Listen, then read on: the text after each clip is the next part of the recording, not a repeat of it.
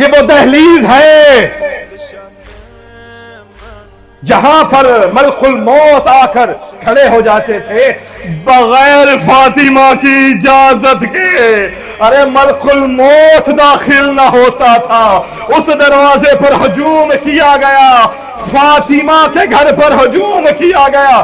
علی کو باہر نکالو. اگر علی باہر نہ آئے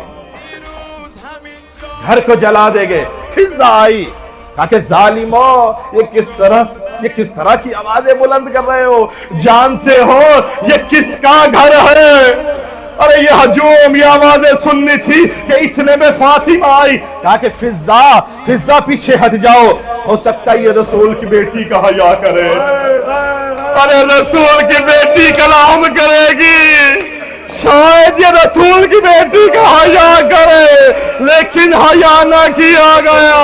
او ظالمہ, میرے گھر میں حسنین, میرے چھوٹے چھوٹے بچے, او میرے گھر میں زینب ہے, میرے گھر میں کلثوم ہے.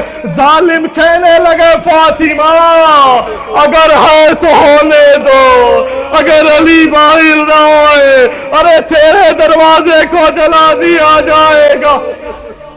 اجرکم اللہ. کیسے سنو گے مصائب؟ روزے شہادت ہے.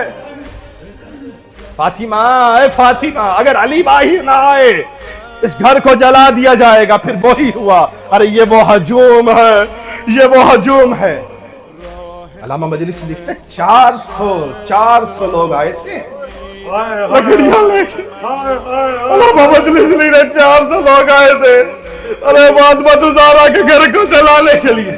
پہلے انہوں نے دروازے کے آگے لکڑیاں رکھی, لکڑیوں کو آگ لگائی. ارے آگ لگتی گئی, دروازے نے آگ پکڑی, فاطمہ کا دروازہ جلتا رہا. ارے جب دروازہ جل رہا تھا ایک لعین ابن لعین آگے بڑھا. اس نے ایک ایسی ایڑ لگائی دروازے کے پیچھے. ارے رسول کی پھول سی بیٹی تھی, دروازہ فاطمہ پر گرا. عزادارو سنو گے, ایک دروازے میں میخ تھی, ارے جو جلتی لال ہو گئی تھی, سرخ ہو گئی تھی.